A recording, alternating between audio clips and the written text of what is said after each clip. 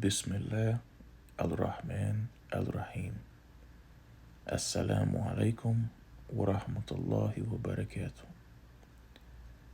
Understanding Business, 2024, Chapter 17, narrated by Omar Mohsen Ibrahim Fouad.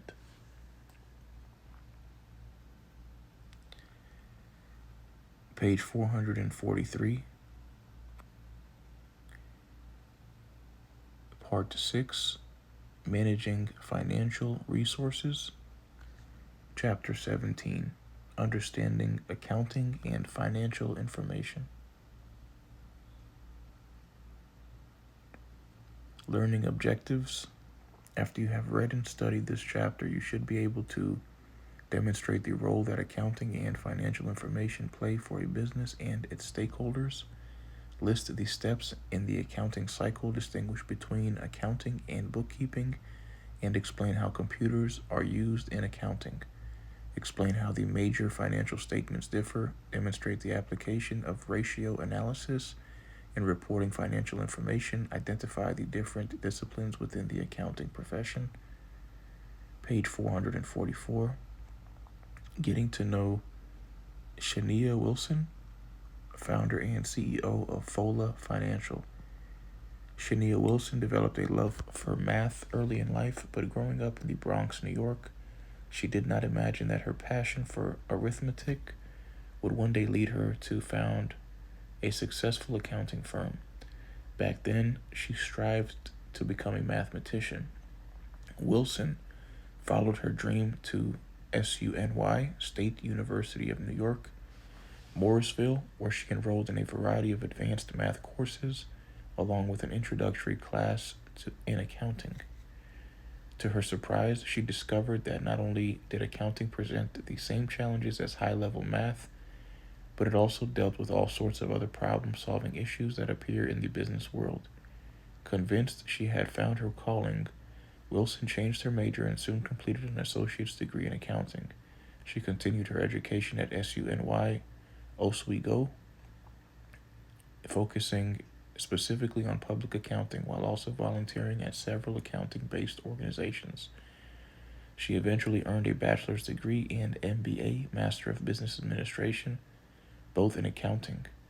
While enrolled in the master's program, Wilson took the CPA Certified Public Accounting exam and passed shortly before completing the final requirements for her degree. After working hard to earn these valuable credentials, Wilson has ready to start her career in public accounting. Wilson interned at a Big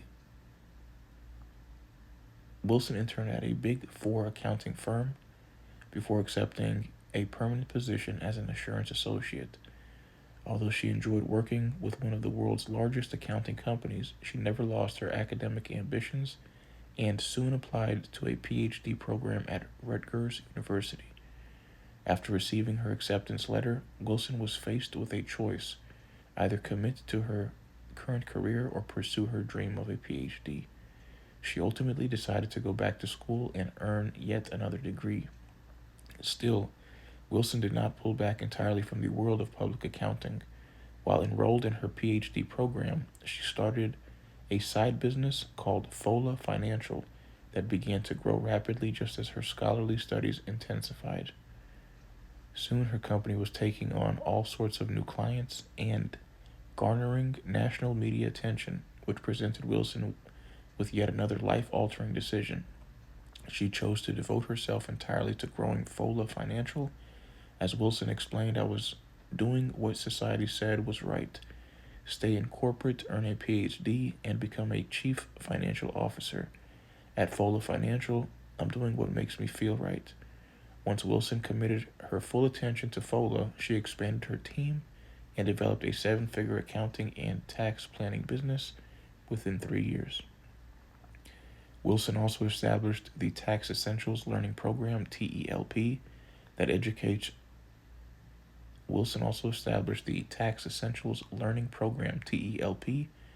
educates aspiring professionals on the tax code as well as the challenges of starting a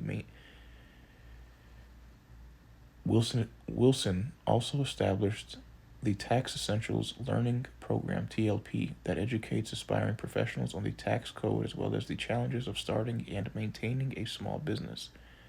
This led Wilson to brand herself the People's CPA as she advises fellow entrepreneurs on critical accounting concepts that are essential for expanding their businesses. After all, controlling costs, managing cash flows, understanding profit margins and taxes, and reporting finances accurately are keys to survival for successful organizations like Fola Financial and other small and medium-sized companies. This chapter will introduce you to the accounting fundamentals and financial information critical to business success. Sources: Charlene Reinhardt, 26-year-old accountant, left her PhD program and then built a 7-figure business in less than 3 years. Black Enterprise, May 29, 2021. Shania Wilson shares her remarkable story of becoming a tax expert and serial entrepreneur. The Underdog Show podcast, theunderdogshow.com, accessed April 2023. Profile Shania Wilson, Forbes.com, accessed April 2023. About Us, Fola Financial, folafinancial.com, accessed March 2023.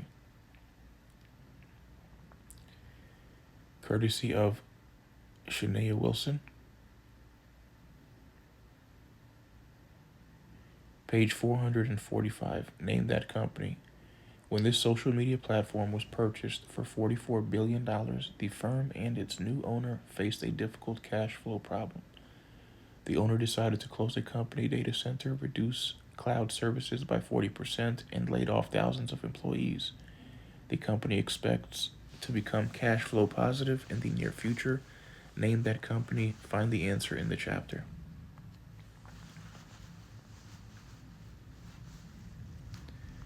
The role of accounting information, LO 17-1.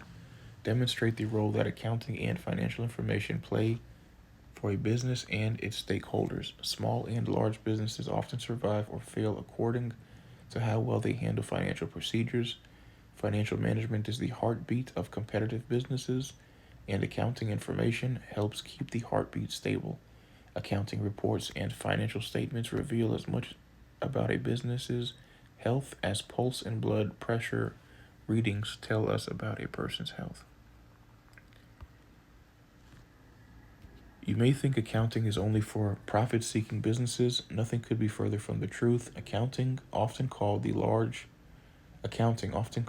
language of business, allows us to report financial information about nonprofit organizations such as churches, schools, hospitals, fraternities, and government agencies. Thus, you have to know something about accounting if you want to succeed in any type of business.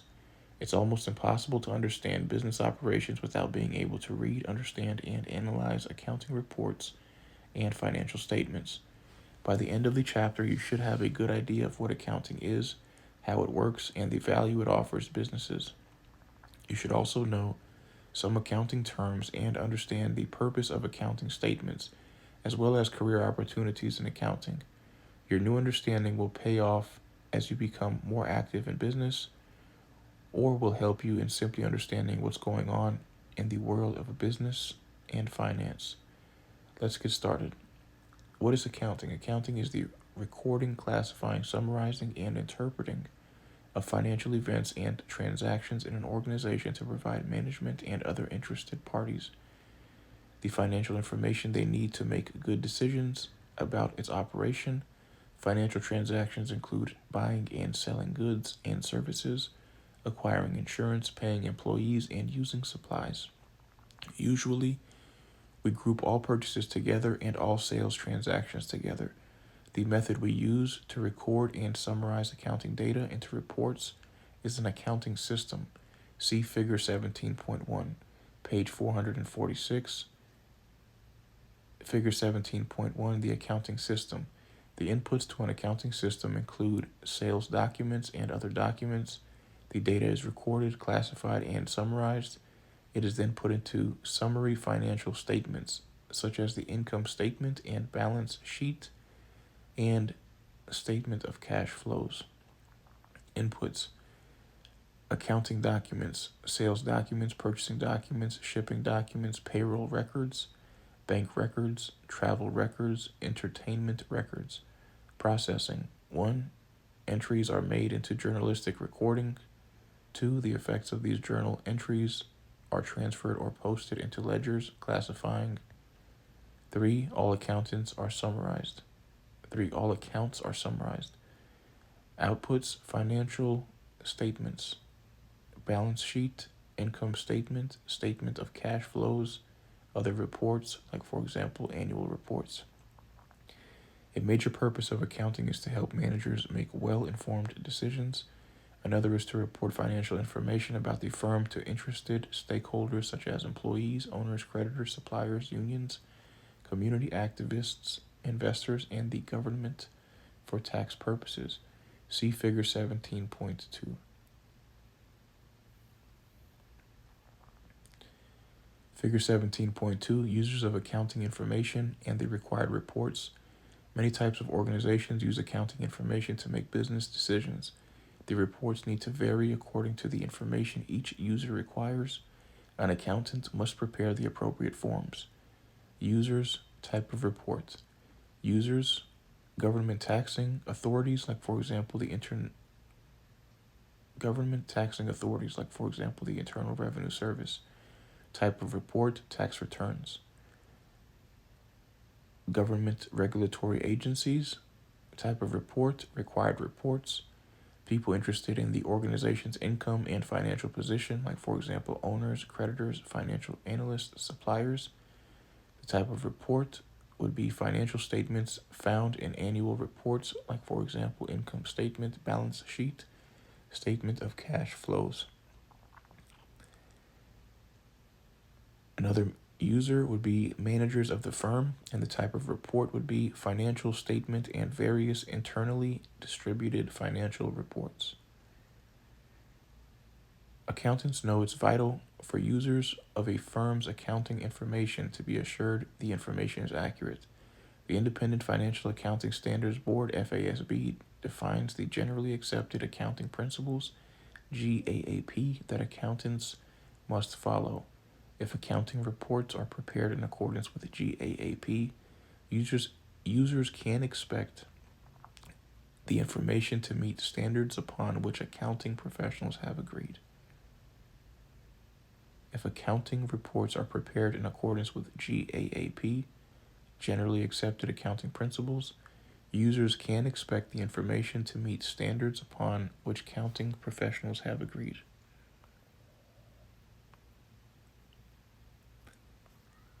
The accounting cycle, LO 17-2, lists the steps in the accounting cycle, distinguish between accounting and bookkeeping, and explain how computers are used in accounting.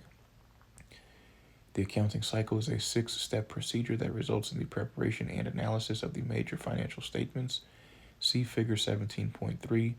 It relies on the work of both a bookkeeper and an accountant. Bookkeeping, the recording of business transactions, is a basic part of financial reporting.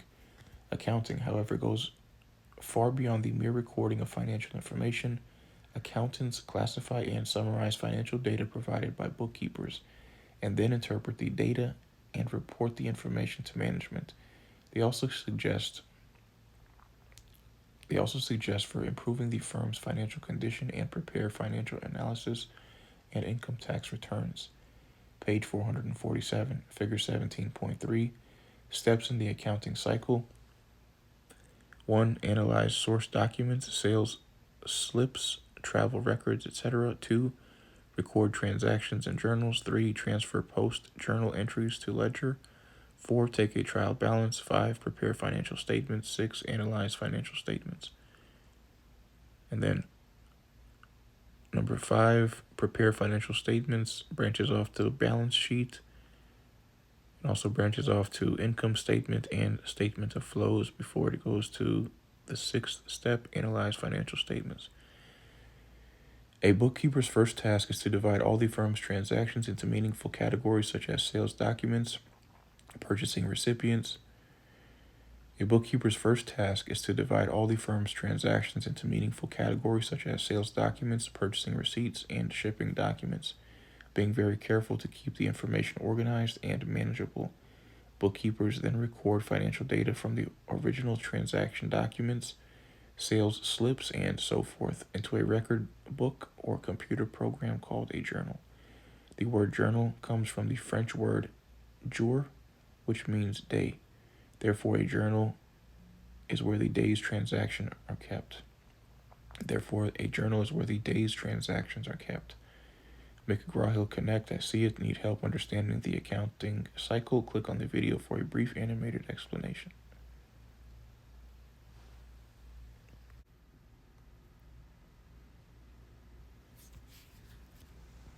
When Paul and his college roommate Jared graduated, they couldn't wait to revolutionize the local pizza market by serving up slices of whole grain and gluten-free pizza, topped with novel organic ingredients. Sure, their slices cost a little more than the competition, but their unique approach earns them a lot of repeat customers. With all that money flowing in and out, these two need to stay on top of their cash flow, and fast. Enter the accounting cycle, a multi-step procedure done by hand or computer program that results in the preparation and analysis of a business's financial statements. In step 1, Paul and Jared examine all the source documents, like credit card receipts, sales slips, vendor checks, cash, and so on. In step 2, the pizza partners record each transaction in a journal, which is typically organized by date and time. The journal entries are then posted to a ledger with separate files for each account. Slice of Life Pizza then uses this data to create a trial balance. If the results don't equal out, the guys will have to sift back through the ledger to correct any errors. This can be a time-consuming process. The corrected trial balance is then used to prepare the financial statements, which help give a clearer financial picture of the business. Taking the time to go through these steps is crucial, but it's also quite complex. That's why many owners decide to hand their books off to a skilled accountant, so they have more time to focus on what got them into business in the first place: the pizza.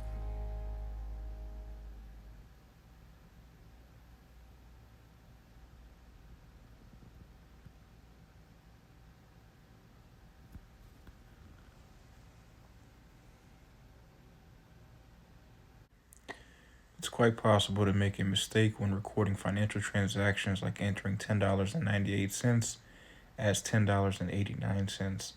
That's why bookkeepers record all transactions in two places, so they can check one list of transactions against the other to make sure both add up to the same amount. If the amounts are not equal, the bookkeeper knows there is a mistake. The practice of writing every transaction in two places is called double entry bookkeeping. It requires two entries in the journal and in the ledgers, discussed next for each transaction. Suppose a business wanted to determine how much it paid for office supplies in the first quarter of the year. Without a specific bookkeeping tool, that would be difficult even with the accurate accounting journals. Therefore, bookkeepers use a specialized accounting book or computer program called a ledger.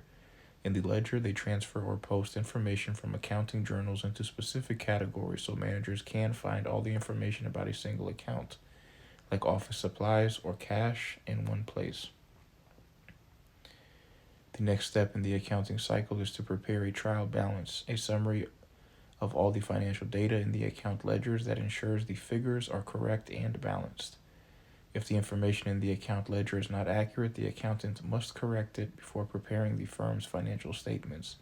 Using the correct information, the accountant then prepares the firm's financial statements, including a balance sheet, an income statement, and a statement of cash flows, according to generally accepted accounting principles, GAAP.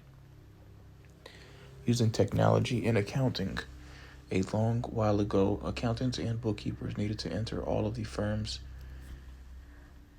A long while ago, accountants and bookkeepers needed to enter all of a firm's financial information by hand. The advent of adding machines and calculators made the job a bit simpler, but still generally required a paper entry.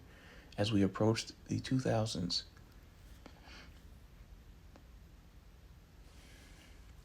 technology simplified the accounting process considerably. Today, computerized accounting programs can post information from journals instantaneously from remote locations to encrypted laptops or cell phones, making financial information available whenever the organization needs it. The company's sensitive financial information is safe and secure, but is in the accountant's hands when needed. Such assistance frees accountants time for more important tasks such as financial analysis and financial forecasting. Computerized accounting programs are particularly helpful to small business owners who don't often have the variety of accounting personnel. Computerized accounting programs are particularly helpful to small business owners who don't often have the variety of accounting personnel within their companies that larger firms enjoy. Accounting software such as Intuit's QuickBooks addresses the specific needs of small businesses that are often significantly different from the needs of a major corporation. Small business owners, however, need to understand exactly which programs are best suited for their particular company needs. That's one reason why entrepreneurs planning to start a business should either hire or consult with a trained accountant to identify the particular needs of their firm. They can then develop a specific accounting system that works with the accounting software they've chosen. Page 448. With sophisticated accounting software available and technology capabilities growing, you might wonder why you need to study and understand accounting. Without question, technology has greatly assisted business people and certainly helped ease the monotony of bookkeeping and accounting work.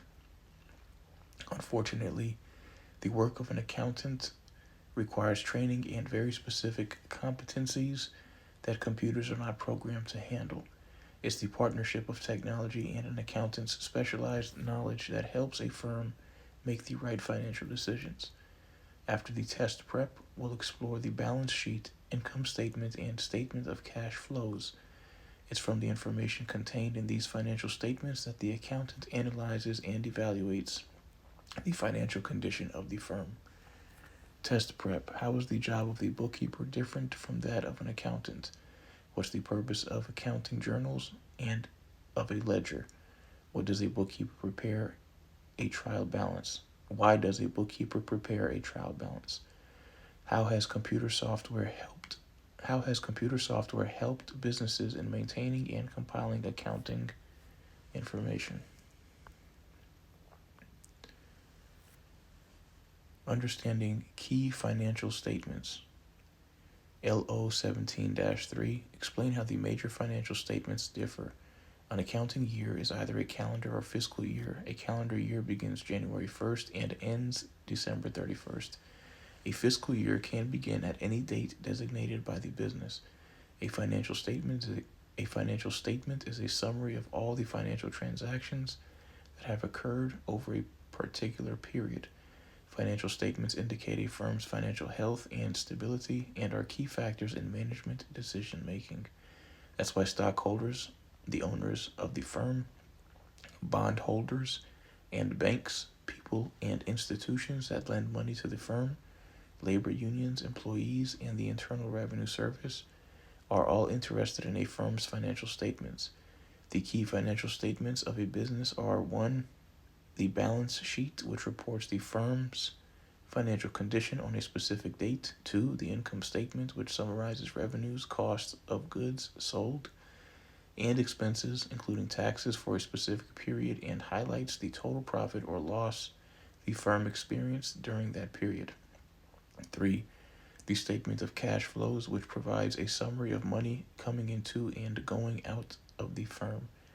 It tracks a company's cash receipts and cash payments, McGraw-Hill Connect. I see it. Need help understanding financial statements? Click on the video for a brief animated explanation.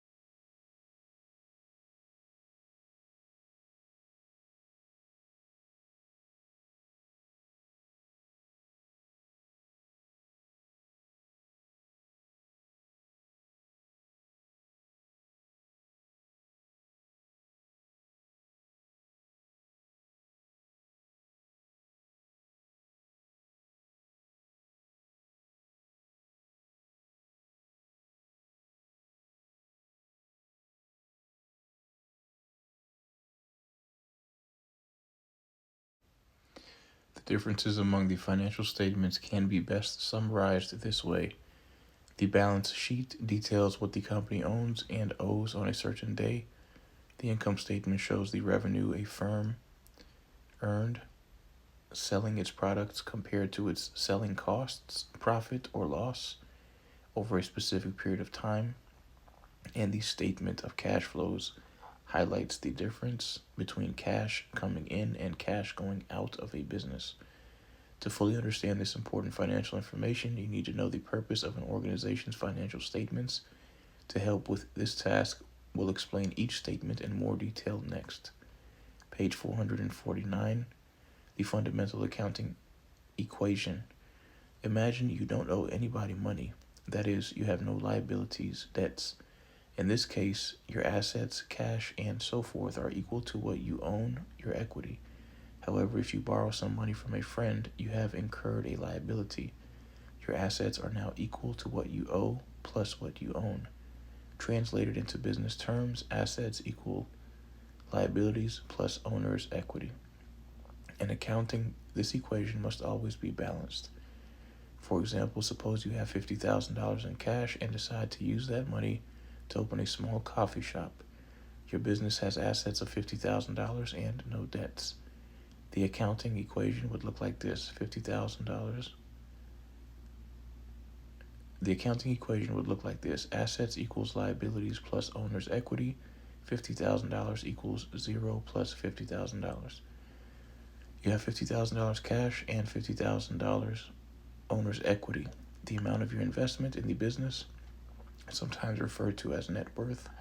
However, before opening the business, you borrow $30,000 from a local bank. Now the equation changes. You have $30,000 of additional cash, but you also have a debt liability of $30,000. Remember, in double entry bookkeeping, we record each business transaction in two places. Your financial position within the business has changed. The equation is still balanced, but we change it to reflect the borrowing transaction. Assets equals liabilities plus owner's equity. $80,000 equals $30,000 plus $50,000. This fundamental accounting equation is the basis for the balance sheet. The balance sheet. A balance sheet is the financial statement that reports a firm's financial condition at a specific time, as highlighted in the sample balance sheet in Figure 17.4 for our hypothetical restaurant, Harvest Gold, introduced in Chapter 13. Assets are listed in a separate column from liabilities and owners or stockholders' equity. The assets are equal to or balanced with the liabilities and owners or stockholders' equity. The balance sheet is that simple. Page 450. Figure 17.4, Sample Harvest Gold Balance Sheet. Harvest Gold Balance Sheet, December 31st, 2025. Assets. 1. Current assets, cash, $15,000. Accounts receivable, $200,000. Notes receivable, $50,000. Inventory, $335,000. Total current assets, $600,000. 2. Fixed assets. Land, $40,000. Building and improvements, $200,000. Less accumulated depreciation, $90,000. Equals $110,000. Equipment and vehicles, $120,000. Less $80,000. Accumulated depreciation, $40,000. Furniture and fixtures, $26,000. Less accumulated depreciation, $10,000. $16,000. Total fixed assets, $206,000. 3. Intangible assets. Goodwill, $20,000. Total intangible assets, $20,000. Total assets, $826,000. Liabilities and owner's equity. 4. Current liabilities. Accounts payable, $40,000. Notes payable due June 2026, $8,000. Accrued taxes, $150,000. Accrued salaries, $90,000. Total current liabilities, $288,000. 5. Long-term liabilities. Notes payable due March 2028, $35,000. Bonds payable due December 2031, $290,000. Total long-term liabilities. Total liabilities. 6. Owner's equity. Common stock, 1 million shares, $100,000. retained earnings, $113,000, total owner's equity, total liabilities, and owner's equity. 1. Current assets, items that can be converted to cash within 1 year. 2. Fixed assets, items such as land, buildings, and equipment that are relatively permanent. 3. Intangible assets, items of value such as patents and copyrights that don't have a physical form. 4. Current liabilities, payments that are due in 1 year or less. 5. Long-term liabilities, payments that are not due for 1 year or longer. 6. Owner's equity, the value of what stockholders own in a firm, also called stockholders' equity. Figure 17.4, sample harvest gold balance sheet. Harvest gold balance sheet, December 31st, 2025. Assets.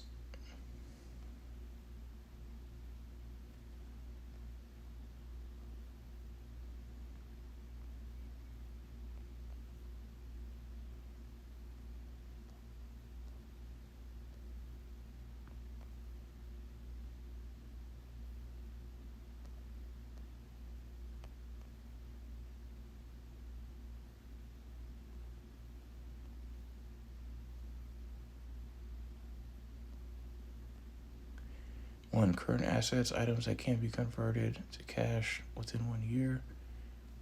2, fixed assets, items such as land, building, and equipment that are relatively permanent. 3, intangible assets, items of value such as patents and copyrights that don't have a physical form. 4, current liabilities, payments that are due in 1 year or less. 5, long-term liabilities, payments that are not due for 1 year or longer. 6, owner's equity, the value of what a stockholders own in a firm, also called stockholders' equity.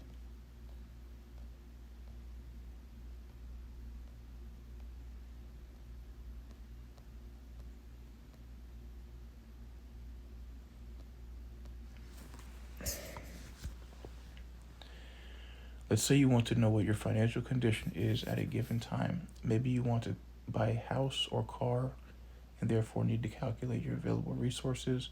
One of the best measuring sticks is your balance sheet. First, add up everything you own, cash, property, and money owed you.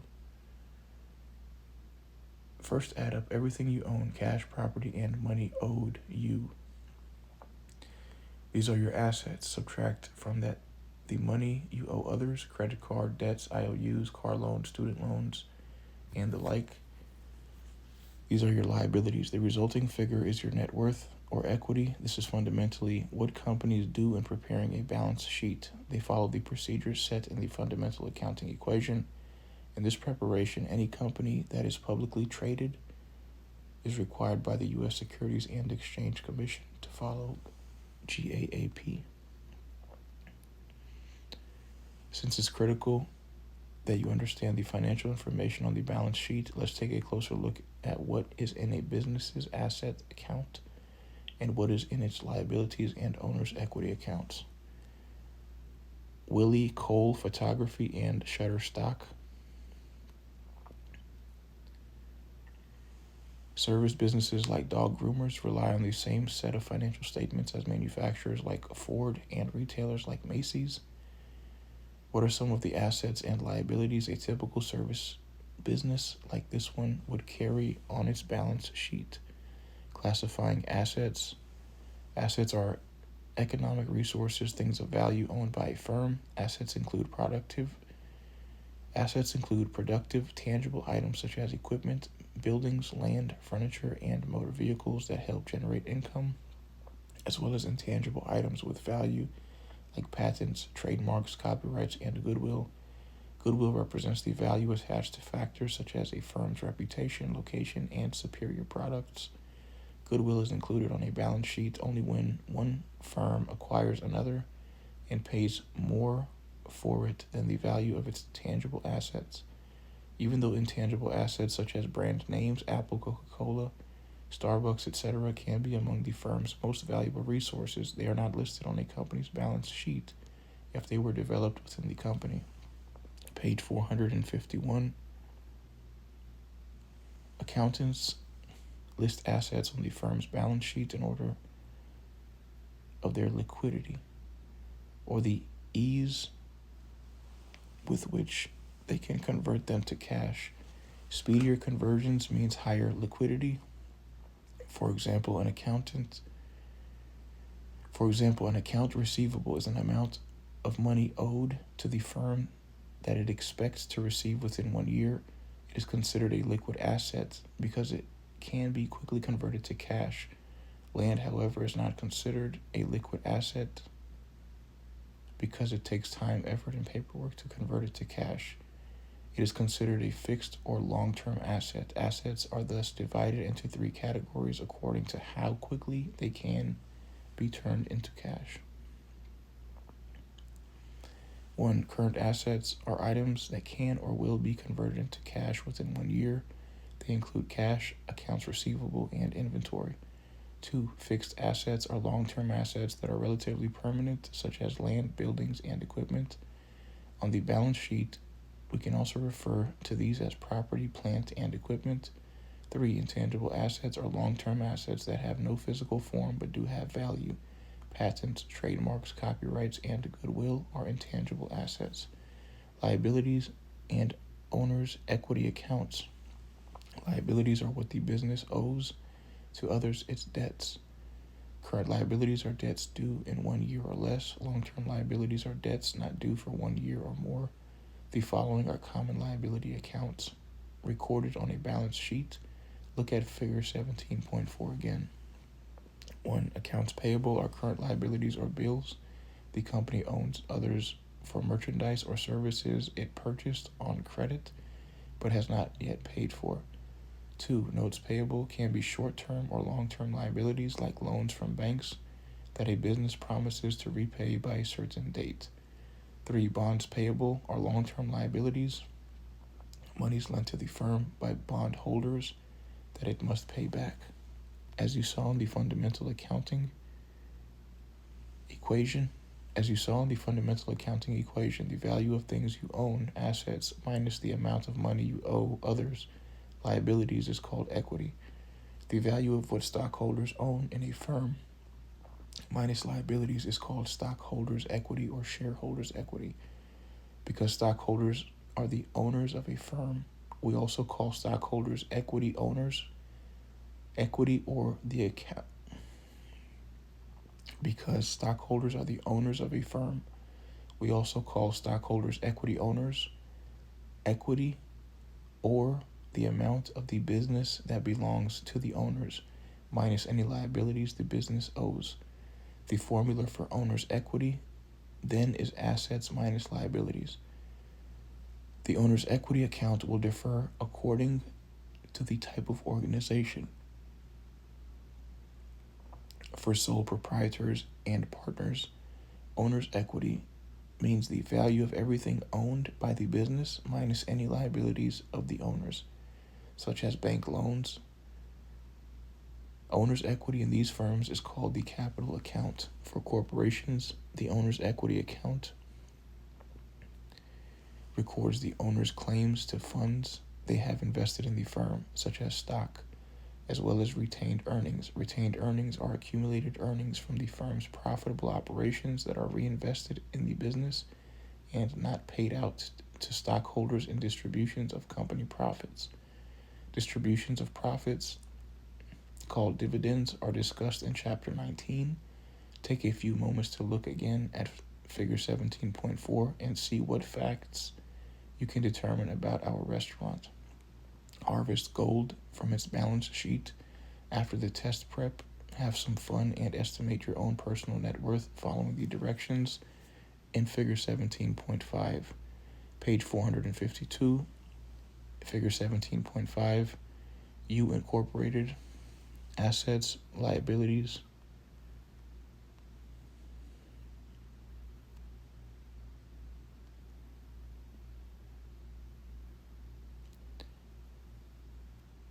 How do you think UINC stacks up financially?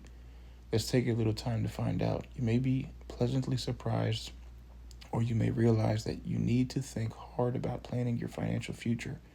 Remember, your net worth is nothing more than the difference between what you own assets. Remember, your net worth is nothing more than the difference between what you own, also known as assets, and what you owe, also known as liabilities. Be honest and do your best to give a fair evaluation of your private property's value. Test prep. What do we call the formula for the balance sheet? What three accounts does it include? What does it mean to list assets according to liquidity? What's the difference between long-term and short-term liabilities on the balance sheet? What is owner's equity and how is it determined? The income statement, the financial statement that shows a firm's bottom line, that is, its profit or loss after costs, expenses, and taxes, is the income statement. The income statement summarizes all the resources, called revenue, that have come into the firm from operating activities, money resources the firm used up, expenses it incurred in doing business, and resources it has left after paying all costs and expenses, including taxes. The resources, revenue left over or depleted are referred to as net income or net loss. See Figure 17.6. Page 453, Figure 17.6, Sample Harvest Gold Income Statement.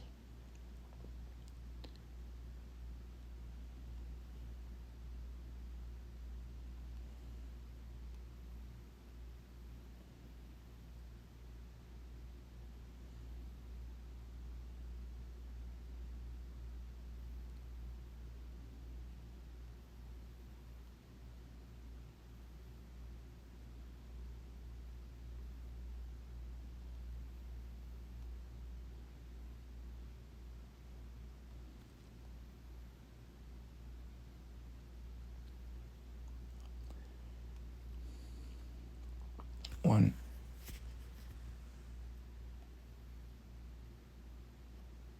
revenues, value of what's received from goods sold, services rendered, and other financial sources. 2, cost of goods sold, cost of merchandise sold, or cost of raw materials or parts used for producing items for resale. 3, gross profit, how much the firm earned by buying or selling merchandise. 4, operating expenses, costs incurred in operating a business. 5, net income after taxes, profit or loss over a specific period after subtracting all costs and expenses, including taxes.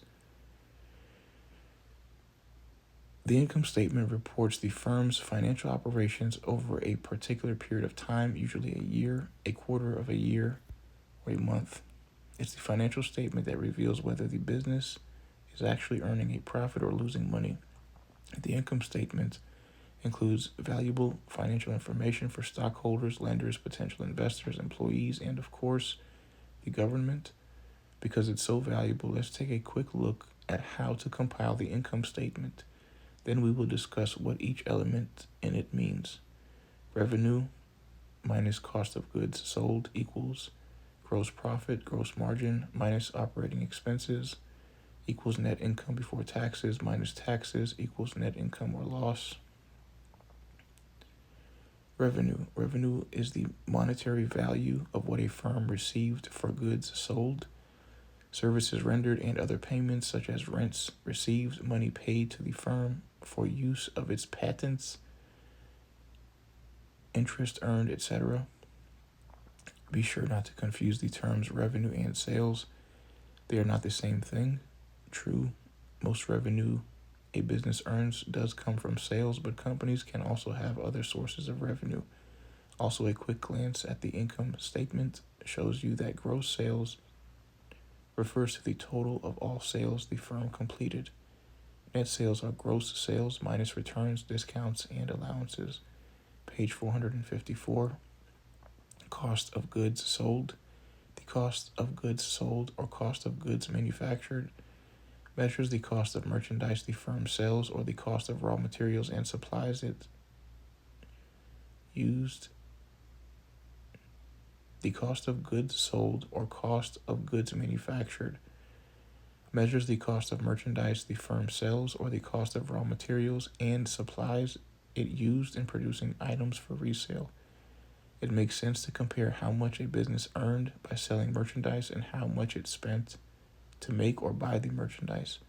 The cost of goods sold includes the purchase price plus any freight charges paid to transport goods, plus any costs associated with storing the goods. In financial reporting, it doesn't matter when a firm places a particular item in its inventory, but it does matter how an accountant records the cost of the item when the firm sells it. Why? To understand, read the spotlight on small business box about two different inventory valuation methods, LIFO and FIFO. When we subtract the cost of goods sold from net sales, we get the firm's gross profit or gross margin. Gross profit or gross margin is how much a business earned by buying or making and selling merchandise. In a service firm, there may be no cost of goods sold, therefore gross profit could equal net sales. Gross profit, however, does not tell you everything you need to know about the firm's financial performance. To get that, you must also subtract the business's expenses. Operating expenses. In selling goods or services, a business incurs certain operating expenses such as rent, salaries, supplies, utilities, and insurance.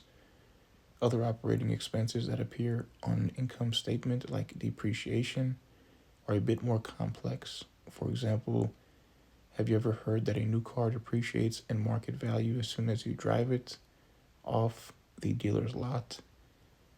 The same principle holds true for assets such as equipment and machinery. Depreciation is the systematic write-off of the cost of a tangible asset over its estimated useful life. Under accounting rules set by GAAP and the Internal Revenue Service, which are beyond the scope of this chapter, companies are permitted to recapture the cost of these assets. Important example: cars, computers, machinery, office and electronic equipment.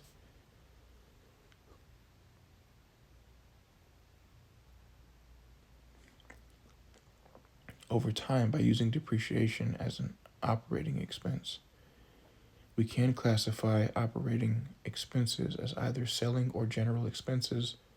Selling expenses are related to the marketing and distribution of the firm's goods or services, such as advertising, salespeople, salaries, and supplies. General expenses are administrative expenses of the firm, such as office salaries, insurance, and rent. Accountants are trained to help you record all applicable expenses and find other relevant expenses you can deduct from your taxable income as a part of doing business. Net profit or loss. After deducting all expenses, we can determine the firm's net income before taxes, also referred to as net earnings or net profit. See figure 17.6 again. After allocating for taxes, we get to the bottom line, which is the net income or perhaps net loss the firm incurred from revenue minus sales returns, costs, expenses, and taxes over a period of time. We can now answer the question, did the business earn or lose money in the specific reporting period? ARFA, Adam, and Shutterstock.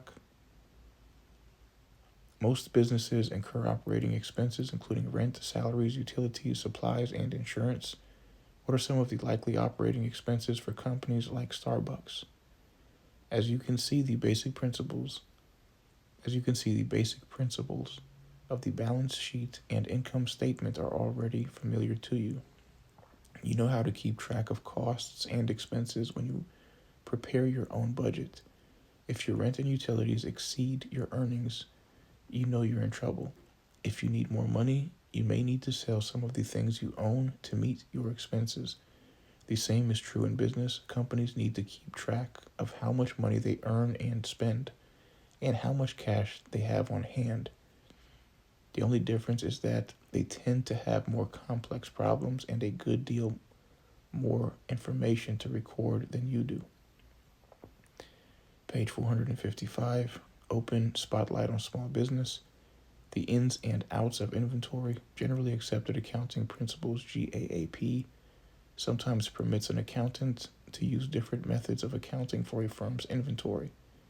Two of the most popular treatments are called FIFO and LIFO. Let's look at a simple example. Say your college bookstore buys 100 copies of a particular textbook. Let's look at a simple example. Say your college bookstore buys 100 copies of a particular textbook in July at $150 a copy.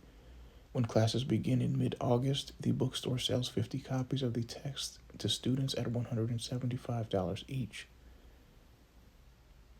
Since instructors intend to use the same book again next term, the bookstore places the 50 copies it did not sell in its inventory until then. In late December, the bookstore orders 50 additional copies of the text to sell for the upcoming term. However, the publisher's price of the book to the bookstore has increased to $175 a copy due to inflation and other increased production and distribution costs. The bookstore now has in its inventory 100 copies of the same textbook, purchased during two different buying cycles. If it sells 50 copies to students at $200 each at the beginning of the new term in January, what's the bookstore's cost of the book for accounting purposes? Actually, it depends.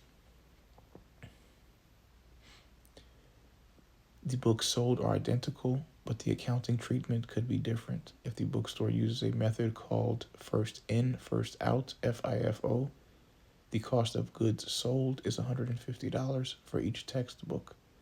Because the textbook the store bought first, the first in cost $150.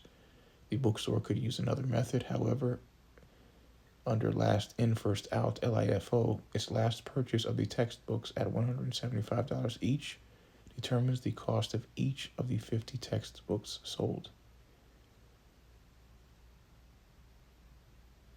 Biology, anatomy and physiology, biology, microbiology, biology, wholes, human anatomy and physiology, foundations in microbiology, microbiology, a systems approach. Mark Dierker and McGraw-Hill Education. If the book sells for $200, what is the difference in gross profit margin between using FIFO and using LIFO? As you can see, the inventory valuation method used makes a difference in the profit margin. Users of financial statements are interested in how a firm handles the flow of cash coming into a business and the cash flowing out of the business.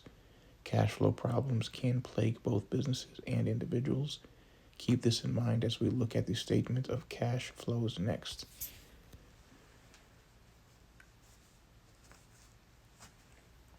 The statement of cash flows. The statement of cash flows reports cash receipts and cash disbursements related to the three major activities of a firm. Operations are cash transactions associated with running the business. Investments are cash used in or provided by the firm's investment activities. Financing is cash raised by taking on new debt or equity capital. Financing is cash raised by taking on new debt or equity capital. Financing is cash raised by taking on new debt or equity capital, or cash used to pay business expenses, past debts, or company dividends.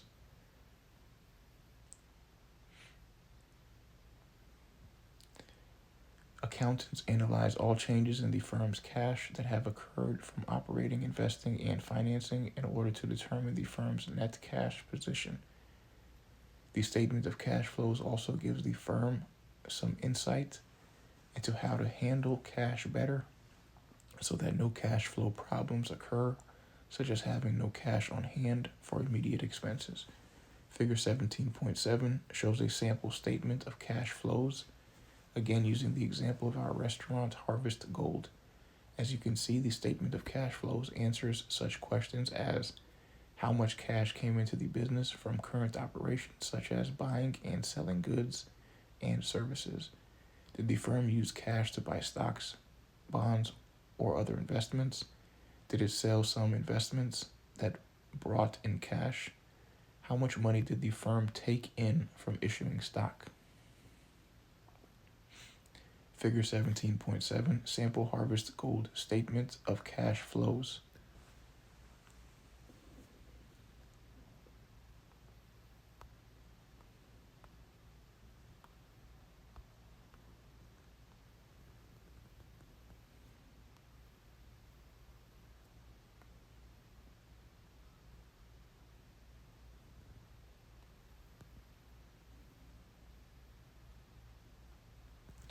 One, cash receipts from sales commissions, fees, interests, and dividends. Cash payments for salaries, inventories, operating expenses, interests, and taxes. Two, includes cash flows that are generated through a company's purchase or sale of long-term operational assets, investments in other companies, and its lending activities. Three, cash inflows and outflows associated with the company's own equity transactions or its borrowing activities. Page 456, Anthony Sufel and Star Tribune and Getty Images.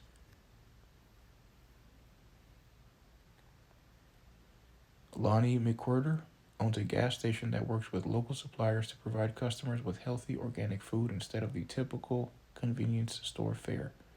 In 2007, he took out an $875,000 loan to purchase the property and gas pumps. His business, 36 Lynn Refuel Station, now brings in millions of dollars annually in gross revenue. What is the difference between revenue and profit? We analyze these and other financial transactions to see their effect on the firm's cash position. Managing cash flow can mean success or failure of any business, which is why we analyze it in more depth in the next section. The need for cash flow analysis. Cash flow, if not properly managed, can cause a business much concern. Understanding cash flow analysis is important and not difficult to understand. Let's say you borrow $100 from a friend to buy a used bike and agree to pay them back at the end of the week. You then sell the bike for $150 to someone else, who also agrees to pay you by the end of the week. Unfortunately, by the weekend, your buyer does not have the money as promised and says they will have to pay you next month. Meanwhile, your friend wants the $100 you agreed to pay them by the end of the week. Page 457. Making ethical decisions. Less than perfect accounting. FASB, after graduating with a degree in accounting, you accept a job at a small producer of premium cat food called Top Cat that sells directly online. A distribution problem and supply disruptions due to COVID-19 caused many of the company's customers to shift to competitors' brands. Fortunately, over the past year, many of the firm's previous customers are returning and things are looking up. The problem is the company's cash flow has suffered during the past few years, and the firm needs immediate funding to continue to pay its bills. Company executives have prepared a proposal to a local bank for a loan to keep the company afloat. Unfortunately, you know that Top Cat's financial statements for the past few years will not show good results. You expect the bank will not provide the loan based on the current financial information, even though the firm seems to be coming back. Because you close the books for the year, before you close the books for the year, the CEO suggests you might improve the company's financial statements by treating the strong sales made at the beginning of the January. Before you close the books for the year, the CEO suggests you might improve the company's financial statements by treating the strong sales made at the beginning of January of the current year as if they were made in December of the past year. You know this is against the rules of the Financial Accounting Standards Board, FASB, and refuse to alter the information. The CEO warns that without the company loan, the business is likely to close and everyone will be out of a job. You know the CEO is right and also know that many of the firm's employees will be let go and will have difficulty finding new jobs. What are your alternatives? What are the likely consequences of each? What will you do? What seemed a great opportunity to make an easy $50 profit is now a cause for concern. You owe $100 and have no cash. What do? If you were a business, you might default on the loan and possibly go bankrupt, even though you had the profit.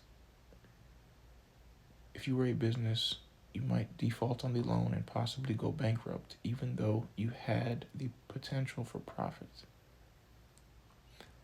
It's possible for a business to increase its sales and profits, yet still suffer cash flow problems. Cash flow is simply the difference between cash coming into and cash going out of a business. Poor cash flow constitutes a major operating problem that many companies face. For example, when Tesla CEO Elon Musk purchased social media platform X for $44 billion, he found the company faced formidable cash flow problems. Musk decided to close a company data center, reduce its cloud services by 40%, and lay off thousands of employees to address the problems. The company solved its cash flow woes and today is expecting to become cash flow positive in the near future. Problems with cash flow are particularly difficult for small and seasonal businesses since they have less access to capital than large companies. Cash flow can also create some tough ethical challenges for accountants in reporting the flow of funds into a business. Read the Making Ethical Decisions box to see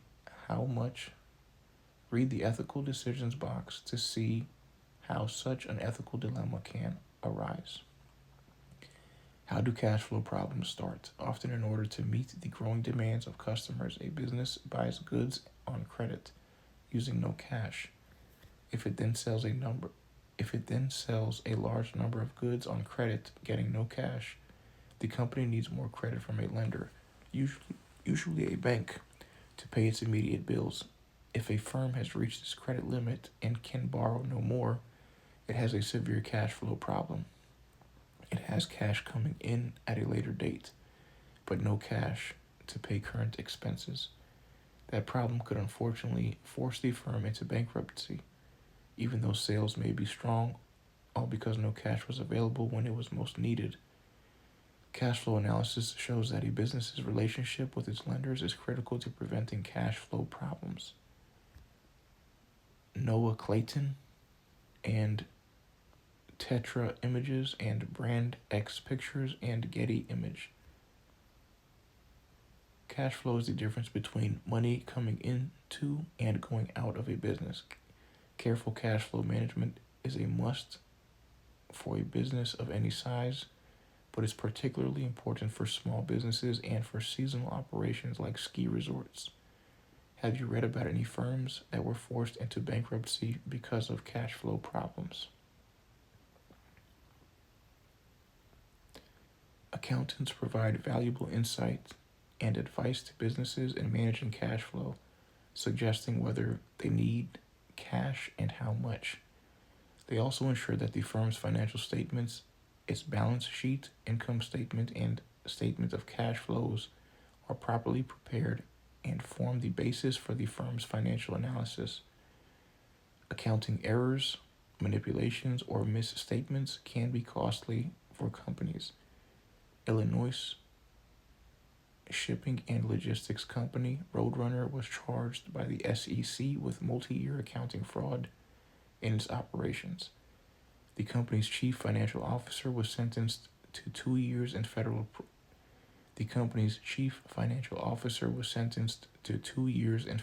prison, and the company paid $20 million in settlements. After the test prep, we will see how accountants advise companies through analyzing the financial statements using ratios.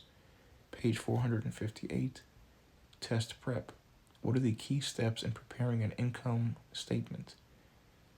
What's the difference between revenue and income on the income statement? Why is the statement of cash flows important in evaluating a firm's operations? Analyzing financial performance using ratios. LO 17-4 demonstrate the application of ratio analysis in reporting financial information. The firm's financial statements, its balance sheet, income statement, and statement of cash flows form the basis for financial analyses performed by accountants inside and outside the firm. Ratio analysis is the assessment of a firm's financial condition using calculations and financial ratios developed from the firm's financial statements. Financial ratios are especially useful in comparing the company's performance to its financial objectives and to the performance of other firms in its industry. You probably are already familiar with the use of ratios in sports. For example, in basketball, we express the number of shots made from the foul line with a ratio, shots made to shots attempted. In baseball, we use the ratio of hits to the number of at-bats. You don't want to foul a player who shoots 85% from the foul line or pitch to a .375 hitter in a close game.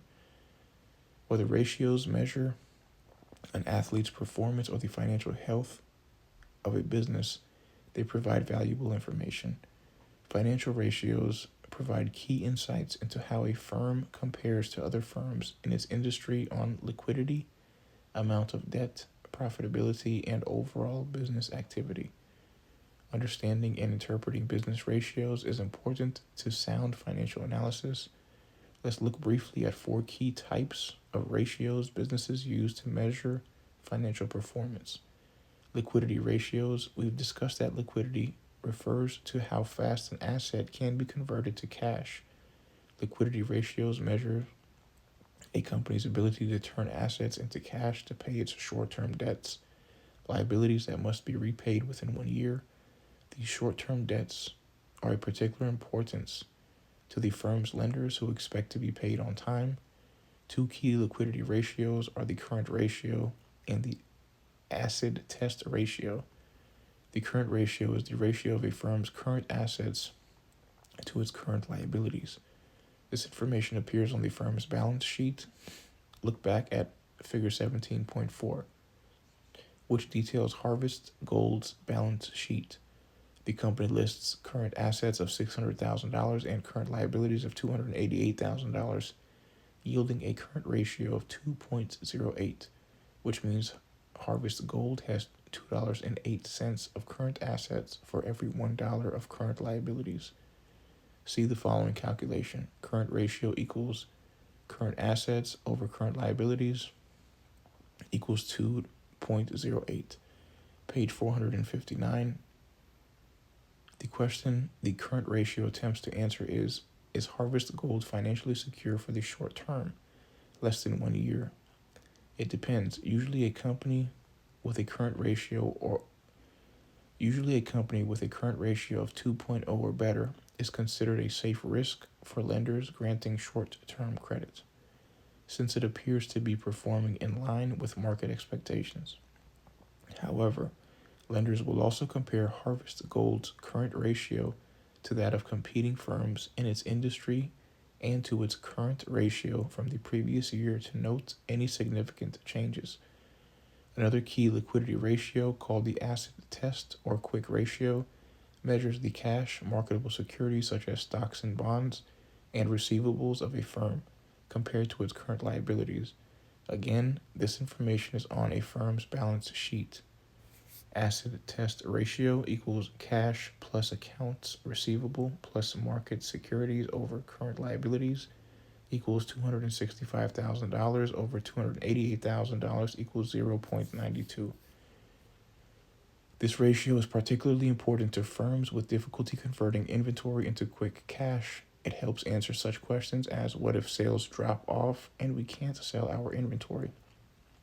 Can we still pay our short-term debt? Though ratios vary among industries, an acid test ratio between 0.50 and 1.0 is usually considered satisfactory. but bordering on cash flow problems. Therefore, Harvest Gold's asset test ratio of 0.92 could raise concerns that perhaps the firm may not meet its short-term debt and may have to go to a high-cost lender for financial assistance. Leverage debt ratios. Leverage debt ratios measure the degree to which a firm relies on borrowed funds in its operations. A firm that takes on too much debt could experience problems repaying lenders or meeting promises made to stockholders. The debt to owners equity ratio measures the degree to which the company is financed by borrowed funds that it must repay. Again, let's use figure 17.4 to measure Harvest Gold's level of debt. Debt to owners equity ratio equals total liabilities over owners equity. Debt to owners equity ratio equals total liabilities over owners equality equals $613,000 over $213,000 equals 288%.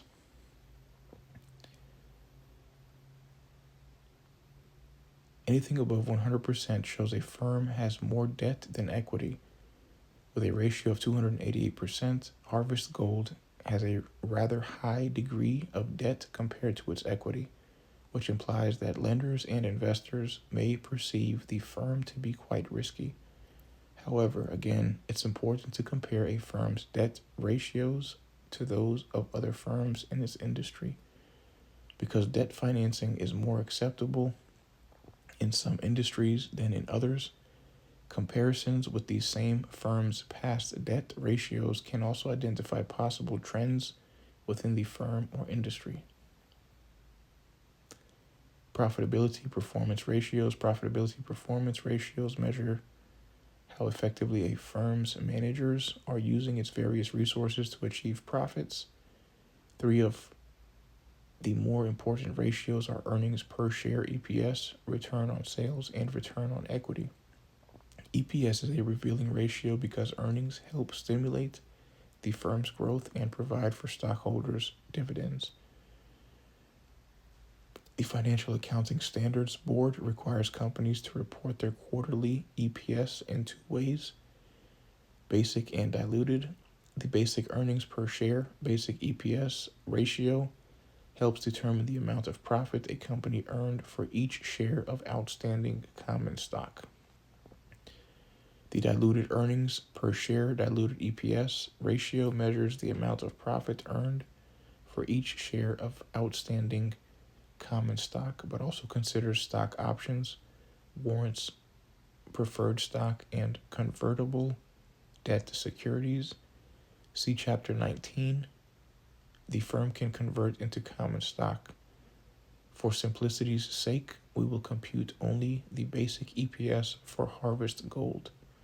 Page 460, basic earnings per share equals net income after taxes over number of common stock shares outstanding equals $49,000 over 1 million shares equals $0.049 per share. Another reliable indicator of performance is return on sales, which tells us whether the firm is doing as well as its competitors in generating income from sales. We calculate it by comparing net income to total sales.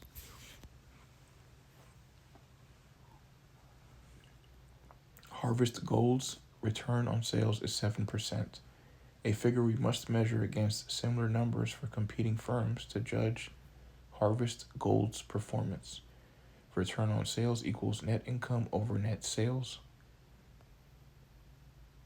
equals $49,000 over $700,000 equals 7%. The higher the risk of failure or loss in an industry, the higher the return investors expect on their investment. They expect to be well compensated for shouldering such odds. Return on equity indirectly measures risk by telling us how much a firm earned for each dollar invested by its owners. We calculate it by comparing a company's net income to its total owner's equity. Harvest Gold's return on equity looks reasonably sound since some believe anything over 15% is considered a reasonable return. Return on equity equals net income after tax over total owner's equity. Return on equity equals net income over Return on equity equals net income after tax over total owner's equality equals $49,000 over $213,000 equals 23%. Remember that profits help companies like Harvest Gold grow. That's why profitability ratios are such closely watched measurements of company growth and management performance. Activity ratios, converting the firm's inventory to profits, is a key function of management. Activity ratios tells us how effectively management is turning over inventory. The inventory turnover ratio measures the speed with which inventory moves through the firm and gets converted into sales. Idle inventory sitting in a warehouse earns nothing and costs money. The more efficiently a firm sells or turns over its inventory, the higher its revenue. We can measure the inventory turnover ratio for Harvest Gold as follows.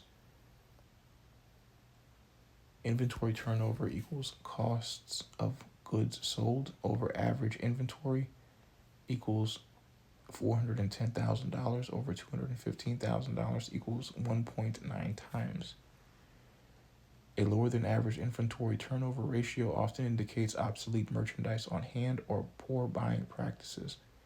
Managers need to be aware of proper inventory control and anticipated inventory turnover to ensure proper performance. For example, have you ever worked as a food server in a restaurant like Harvest Gold? How many times did your employer expect you to turn over a table? Keep changing customers at the table in an evening.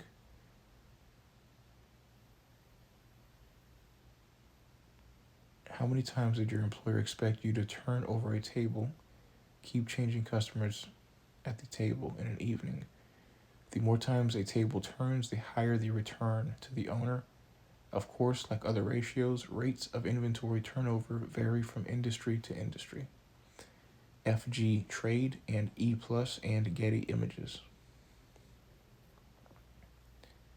Restaurant owners expect servers to turn over tables quickly so they can seat as many customers as possible. After all, more diners mean more money for the owner. Can you think of any other industries that depend on high rates of inventory turnover? Accountants and other finance professionals use several other specific ratios in addition to the ones we've discussed.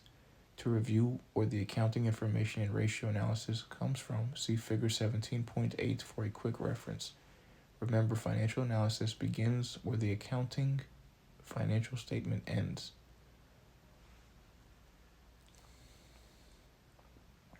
Remember, financial analysis begins where the accounting financial statements end. Page 461, Figure 17.8, accounts in the balance sheet and income statement.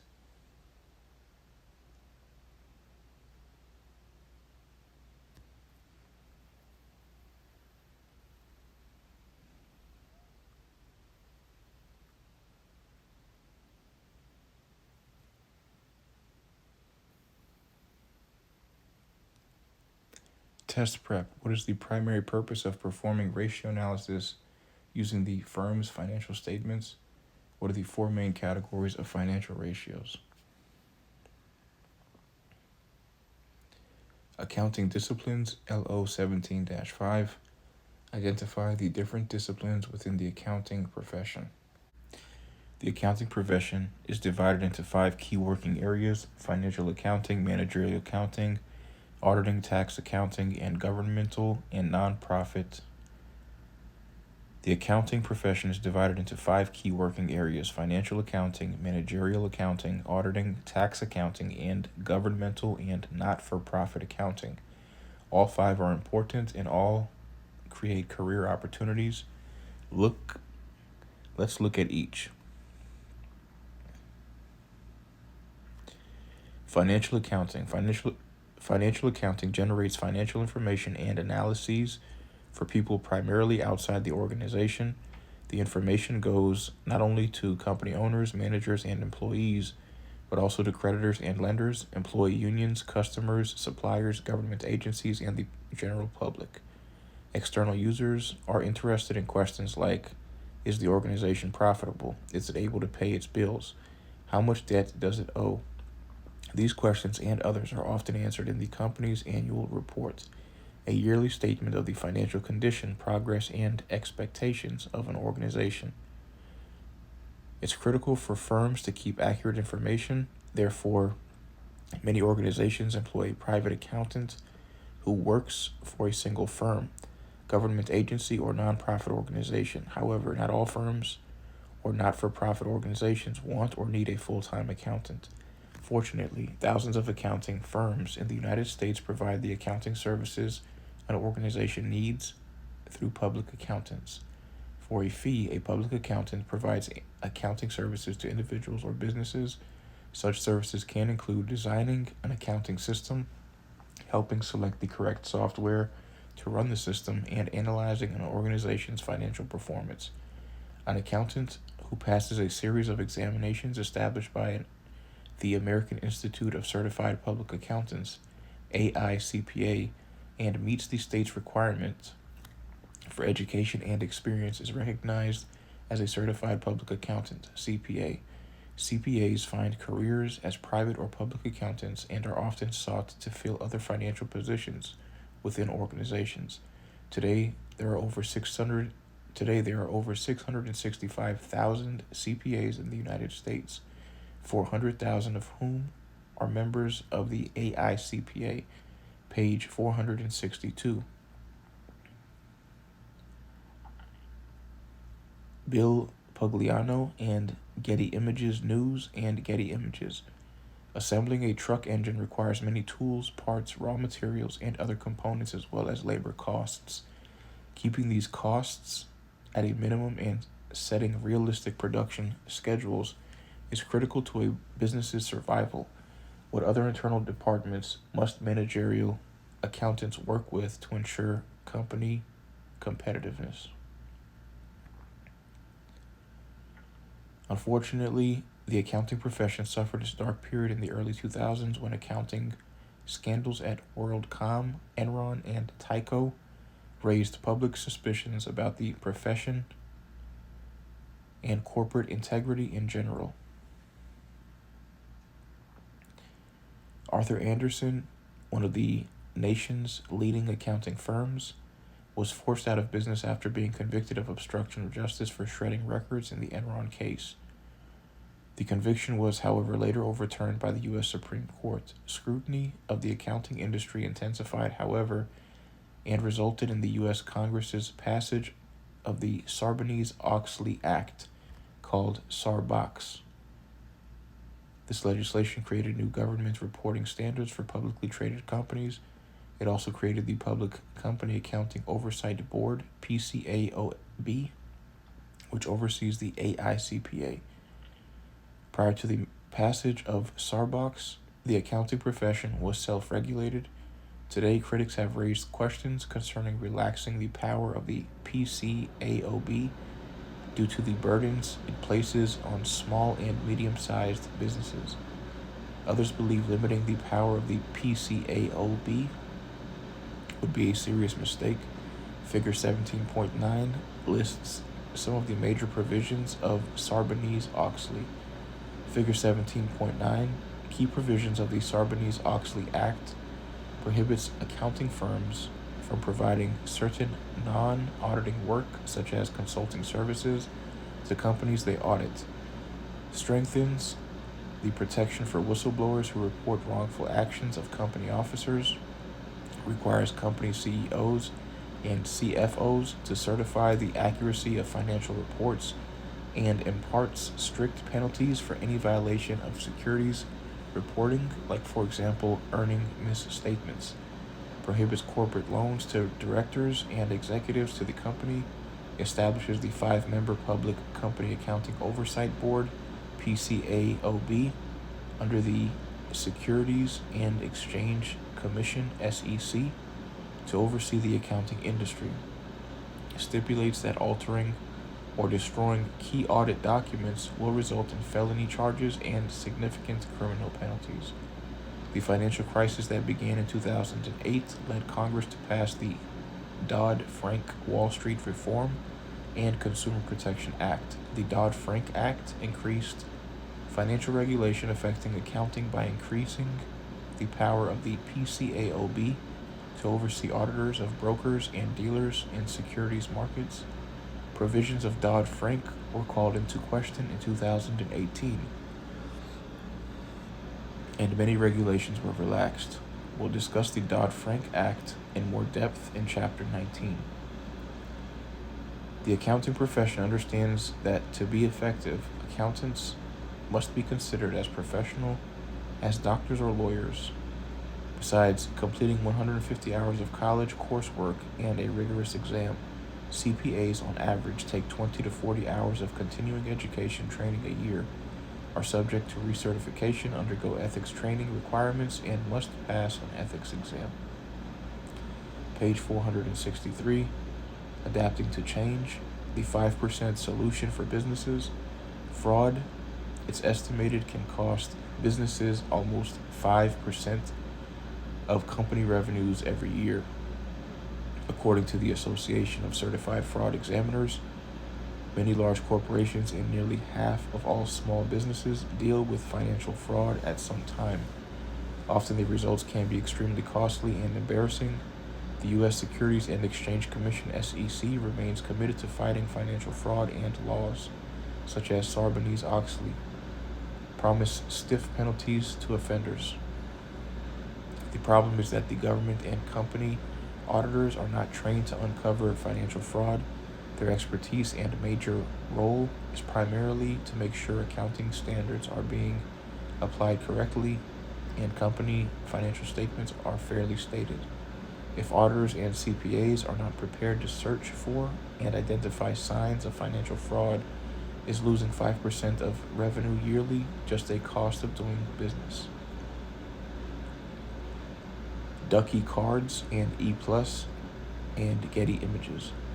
Fortunately, forensic accountants are on call to sniff out financial irregularities, often called the Sherlock Holmes of the accounting industry. A forensic accountant searches for accounting errors by sifting through mountains of company information to put together a paper trail that identifies the company rogues responsible for fraud. Their work is often long and arduous,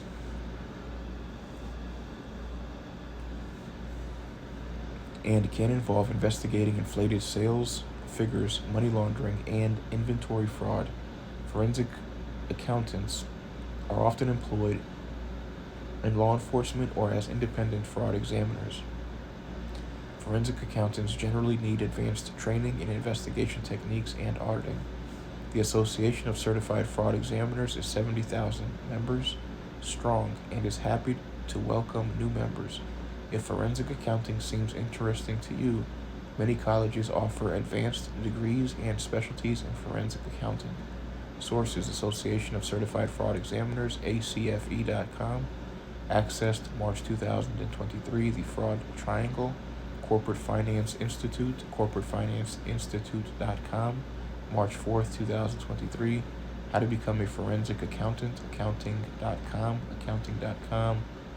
Accessed March 2023.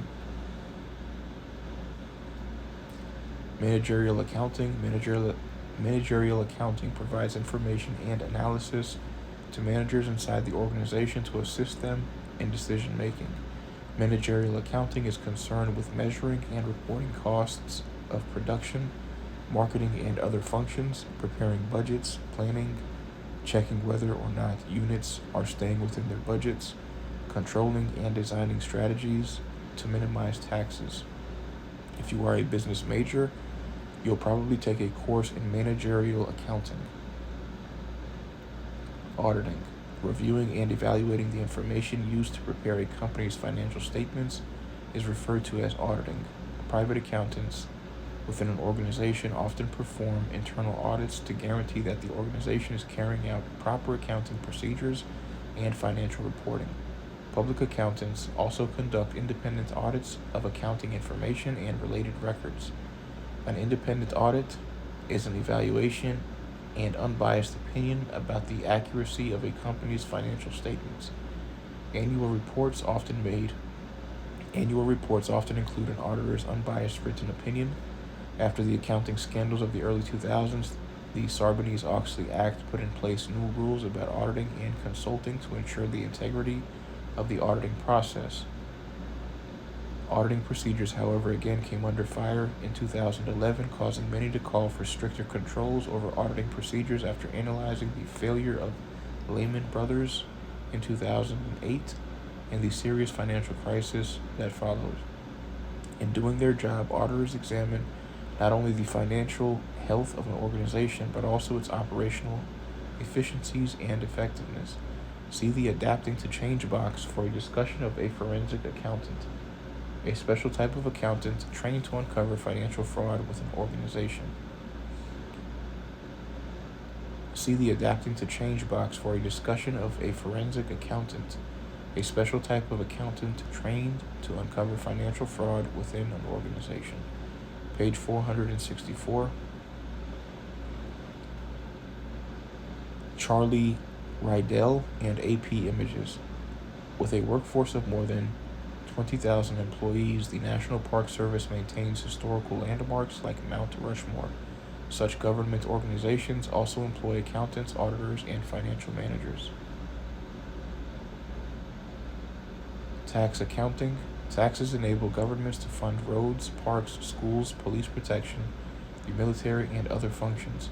Federal, state, and local governments require individuals and organizations to file tax returns at specific times and in a precise format. A tax accountant is trained in tax law and is responsible for preparing tax returns or developing tax strategies. Since governments often tax change policies according to specific needs or objectives, the job of the tax accountant is always challenging.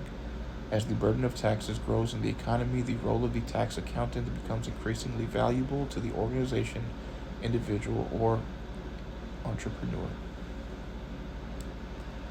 Government and not-for-profit accounting. Government and not-for-profit accounting supports organizations whose purpose is not generating a profit but serving ratepayers, taxpayers, and others according to a duly approved budget.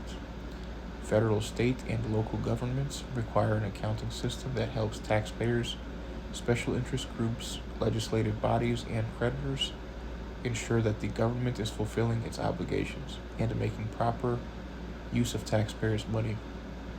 Government accounting standards are set by an organization called the Governmental Accounting Standards Board.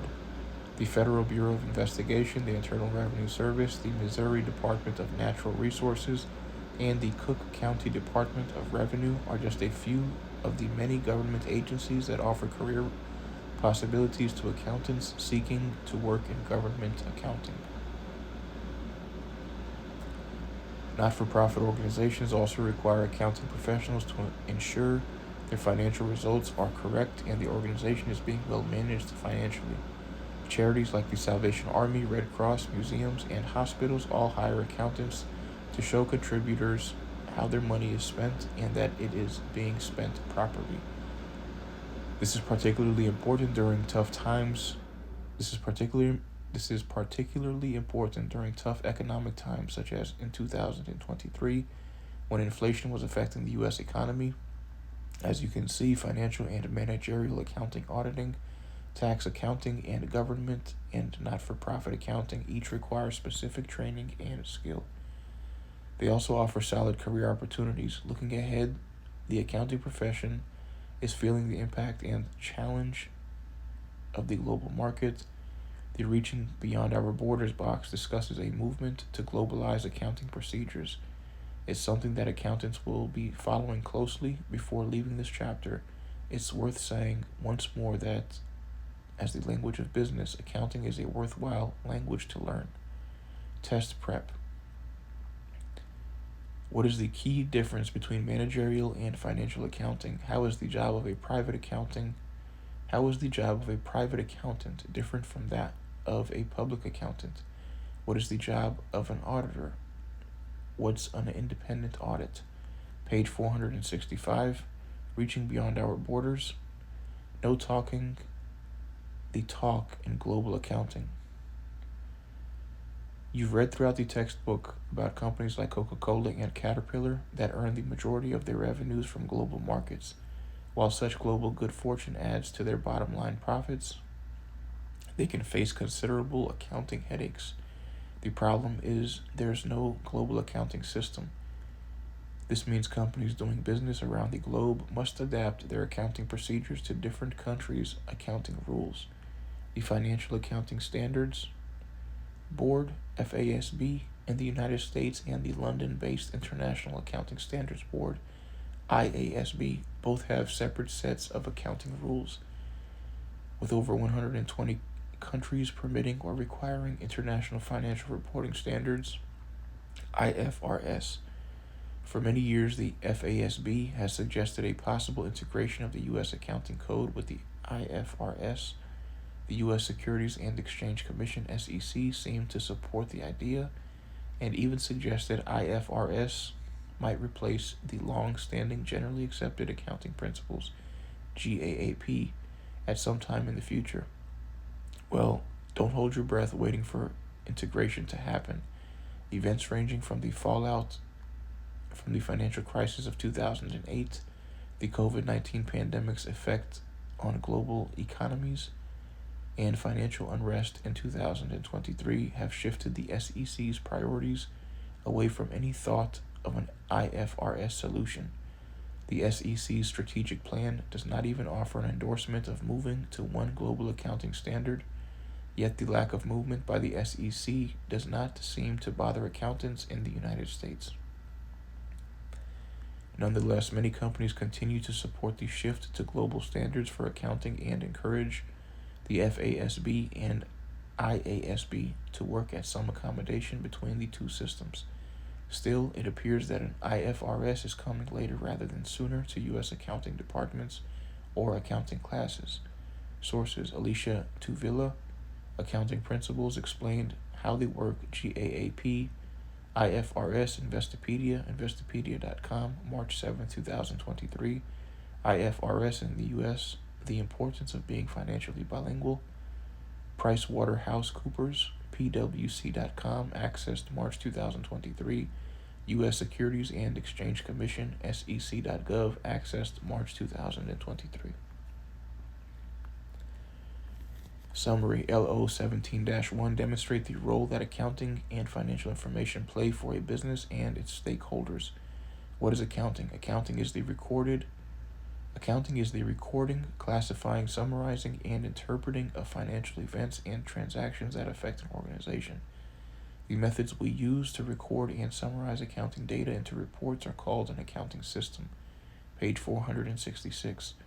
LO 17-2 list the steps in the accounting cycle, distinguish between accounting and bookkeeping, and explain how computers are used in accounting.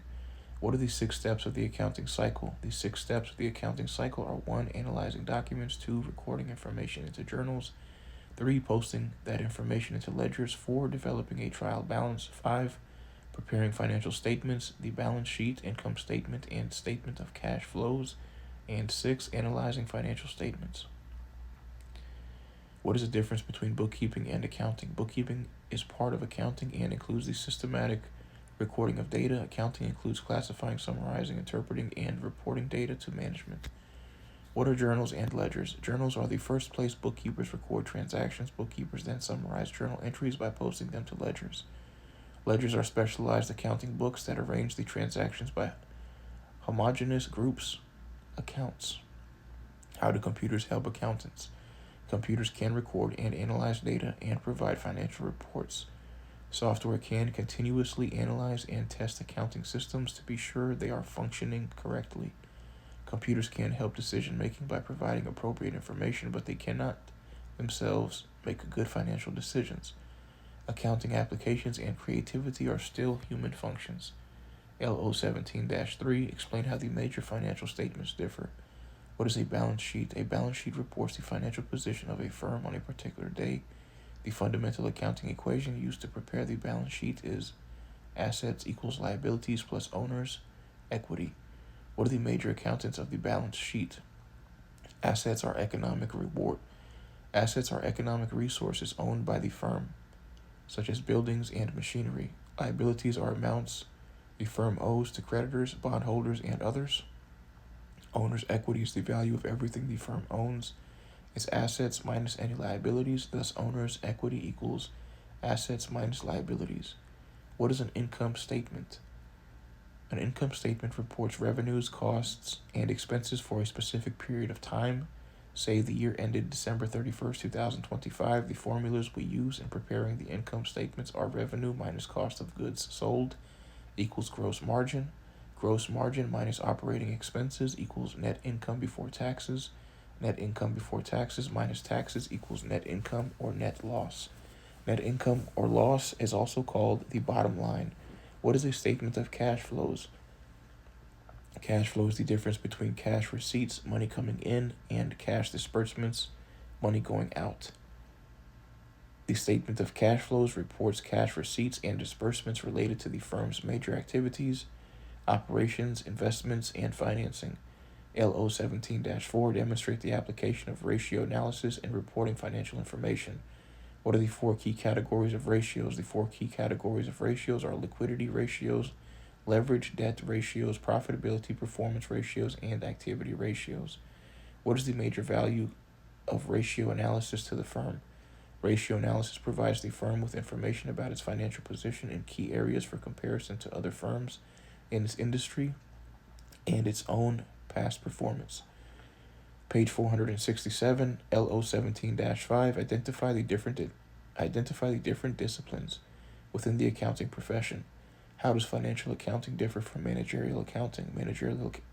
Managerial accounting provides information and analyses to managers within the firm to assist them in decision making. Financial accounting provides information and analyses to external users of data such as creditors and lenders. What is the job of an auditor? Auditors review and evaluate the standards used to prepare a company's financial statements. An independent audit is conducted by a public accountant and is an evaluation and unbiased opinion about the accuracy of a company's financial statements. What is the difference between a private accountant and a public accountant? A public accountant provides services for a fee to a variety of companies, whereas a private accountant works for a single company. Private and public accountants do essentially the same things, with the exception of independent audits. Private accountants do perform internal audits, but only public accountants supply independent audits. Key terms: accounting, accounting cycle, accounts payable, annual report, assets, auditing, balance sheet, bonds payable, bookkeeping, cash flow, certified public accountant, CPA, cost of goods sold or cost of goods manufactured, current assets, depreciation, double entry bookkeeping, financial accounting, financial statement, fixed assets, fundamental accounting equation, government and not-for-profit accounting, gross profit or gross margin, income statement, independent audit, intangible assets, journal, ledger, liabilities, liquidity, managerial accounting, net income or net loss, notes payable, operating expenses, owner's equity, private accountant, public accountant, ratio analyses, retained earnings, statement of cash flows, tax accountant, trial balance. Critical thinking. 1. As a potential investor in a firm or perhaps buyer of a particular business, would it be advisable for you to evaluate the company's financial statements? Why or why not? What key information would you seek from a firm's financial statements? 2.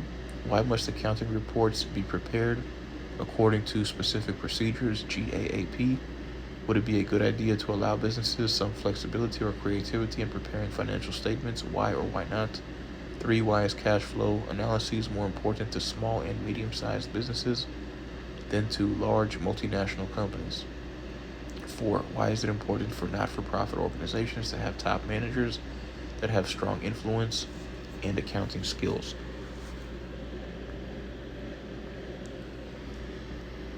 Page 468, putting principles to work. Purpose: to evaluate career possibilities in accounting that meet your personal interests and future career expectations. Exercise: career opportunities in accounting can involve work in large or small firms, public or private accounting, various industries, and specific areas of specialization. In fact, there are so many career choices in accounting that it might feel overwhelming to know where to start. At us.aicpa.org,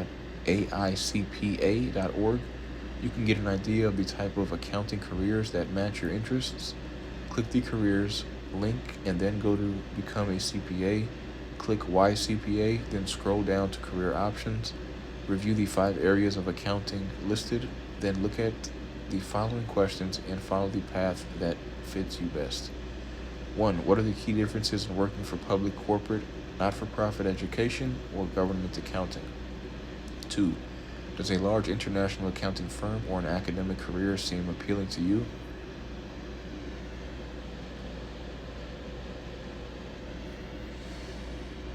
What is the primary action of working for a large firm? What is the major advantage of working in education? 3. Summarize your personal career plan and offer a short explanation why you chose each option you selected. Developing career skills. Key: team, analytic, communication, technology. 1. Contact a CPA at a firm in your area or talk with a CPA in your college's business or accounting department. Ask what challenges, changes, and opportunities they foresee in the accounting profession in the next 5 years. List the CPA's forecasts on a sheet of paper and then compare them with the information in this chapter. 2. Go to the website of the American Institute of Certified Public Accountants, AICPA.org, and find the requirements for becoming a certified public accountant CPA. 3. Suppose you are a new board member for an emerging not-for-profit organization hoping to attract new donors. Contributors want to know how efficiently not-for-profit organizations use their donations. Unfortunately, your fellow board members see little value in financial reporting and analysis and believe the good works of the organization speak for themselves. Prepare a fact sheet convincing the board of the need for effective financial reporting and accurate accounting with arguments about why it helps the organization's fundraising goals. 4. Obtain a recent annual report for a company of your choice. Hint: virtually all major companies post their annual reports on their websites. Look over the firm's financial statements and see whether they match the information in this chapter. Read the auditor's opinion, usually at the end of the report, and evaluate what you think are the most important conclusions of the auditors. 5. Go back in time and read about the fraudulent accounting practices that led to passage of the Sarbanes-Oxley Act of 2002. Then travel forward and explore the causes of the financial crisis that began in 2008 that led Congress to pass the Dodd-Frank Wall Street Reform and Consumer Protection Act.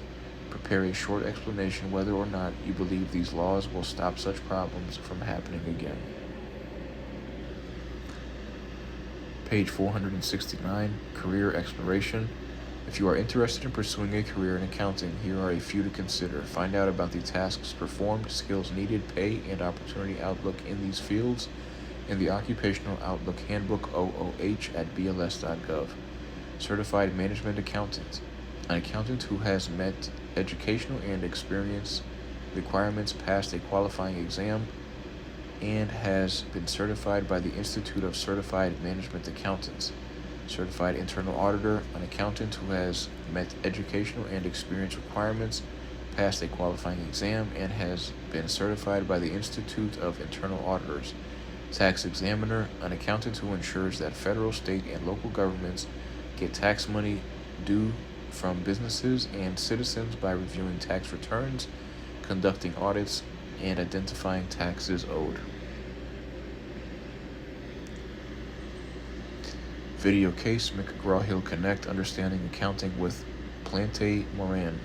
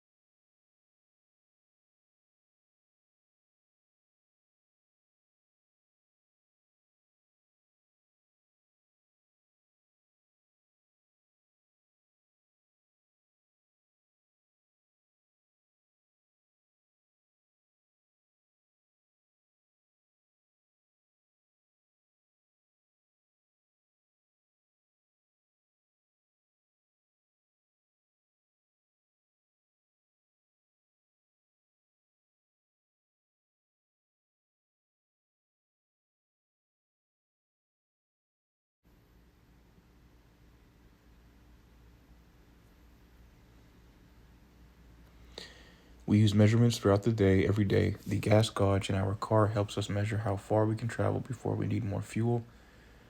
A baker making a cake for a customer must measure the correct amount of flour, sugar, and other ingredients to make a cake that satisfies buyers. Measurements in business involve rules and standards called Generally Accepted Accounting Principles, GAAP, that measure a firm's business activity and help ensure operating efficiency and accurate decisions. Accounting is often referred to as the language of business. It's hard to imagine a successful business succeeding without competent and reliable accounting. Accounting measures business activity, then uses the recorded data to manage business fundamentals and assist a firm with long and short-term planning. Plante Moran is a firm that works with businesses to ensure accounting and financial management are done using proper standards. Plante Moran was founded in the early 1940s as a small accounting firm in Detroit, Michigan. Today it is the 11th largest management consulting firm in the United States. Services the company provides include accounting, auditing, tax accounting and consulting, investment banking, and wealth management. Plante Moran's primary mission is to help its clients measure their financial activities and manage their businesses. Taxes are a major concern of every business and therefore are an important service provided by Plante Moran. Public companies and not-for-profits must disclose their information. Public companies and not-for-profits must disclose their financial operations publicly to shareholders and contributors. These financial statements have to accurately reflect the operations of the organization and must be prepared according to accepted accounting principles. Plante Moran can assist with preparation of accounting information and also provide financial advice to companies based on their financial statements. The accounting cycle is the system that leads to the creation of a firm's financial statements. The 6 steps in the accounting cycle include analyzing documents, recording transactions, transferring journal entries to a ledger, taking a trial balance, preparing financial statements, and analyzing the financial statements. The key financial statements of a business are the balance sheet, the income statement, and the statement of cash flows. A company's balance sheet details what the company owns and owes on a certain date by measuring its assets and liabilities.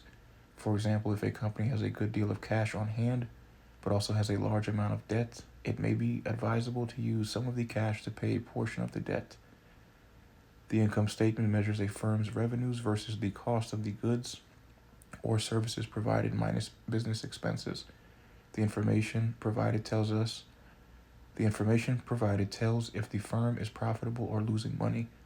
The statement of cash flows highlights the difference between cash coming into a business and cash going out of a business.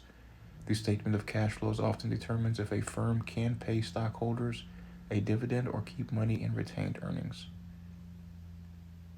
Accounting information is important to stockholders, creditors, workers, suppliers, and of course the government. In the past, accounting had a reputation of being labor-intensive and boring.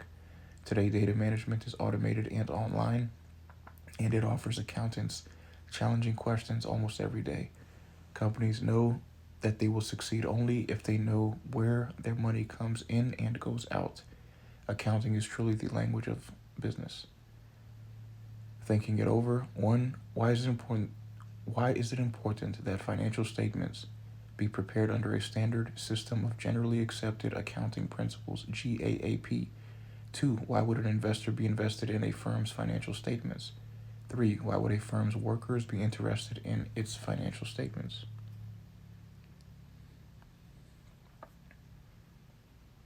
Page 470, page 471. Notes.